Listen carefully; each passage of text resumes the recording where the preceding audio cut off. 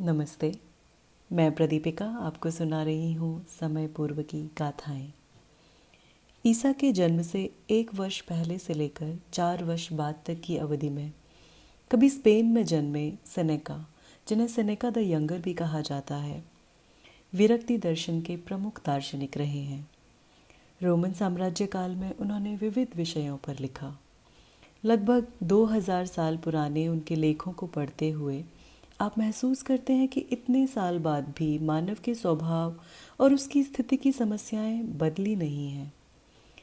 समय पूर्व के इस भाग में आप सुनेंगे सेनेका द्वारा अपने मित्र ल्यूसिलियस को लिखे गए पत्रों का एक अंश। इस पत्र में वे सब कुछ, बहुत कुछ पढ़ जाने की बेचैनी पर अपने मित्र को सलाह देते हैं। समय पर अंकित है कि रोम के तीसरे सम्राट कालीगुला की बहन जूलिया लिविला के साथ अनैतिक संबंध रखने के कारण सेनेका को देश निकाला देकर कोर्सिका भेज दिया गया था। ये पत्र वहाँ बिताए 8 सालों के दौरान लिखे गए। ऑक्सफोर्ड वर्ल्ड क्लासिक के अनुवाद में पत्र का शीर्षक दिया गया है व्यग्रता पर, चाहे वह यात्रा की हो या सब कुछ पढ़ते चले जाने की। तुम जो कुछ लिखते रहे हो और जो कुछ मैं तुम्हारे कामों के बारे में सुन रहा हूँ, उस सब से मैं तुमसे अच्छी उम्मीद लगा बैठा हूँ। तुम बहुत भाग दौड़ नहीं कर रहे हो और स्थान में बदलाव होने को अपनी समस्या नहीं बनने दे रहे हो। वैसी परेशानियाँ बीमार आत्माओं को आती हैं। मैं सोचता हूँ कि थम पाना और अपने साथ समय बिता पाना एक स्थिर मन का पहला प्रमाण है। पर अब ध्यान देना कि बहुत से लेखकों और हर तरह की किताबों को पढ़ना एक अनिश्चित बहाव सा न होने लगे। अगर तुम चाहते हो कि तुम कुछ ऐसा ले जा सको जो तुम्हारे मन में निष्ठापूर्वक रह जाए, तो तुम्हें कुछ चुने हुए दिमागों के करीब ठहरना होगा, उन्हीं से खाद पानी लेना होगा।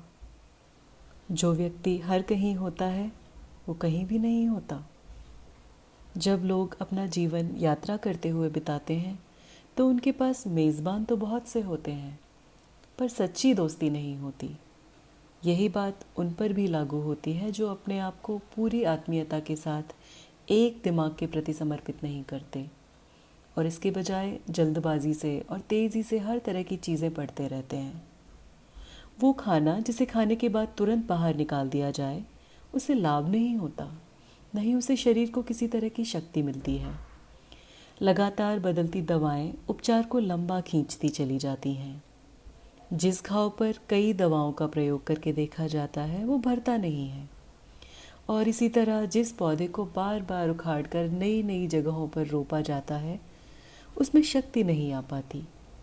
सच तो ये है कि भागते रहने पर आपको कुछ भी अच्छा नहीं मिलता। इसलिए बहुत ज़्यादा किताबें पढ़ना दिमाग को धीमा कर देता है। तो क्योंकि तुम वो सब कुछ नहीं पढ़ सकते जो तुम्हारे पास है, इसलिए जितना तुम पढ़ सकते हो उतना तुम्हारे पास होना काफ़ी है।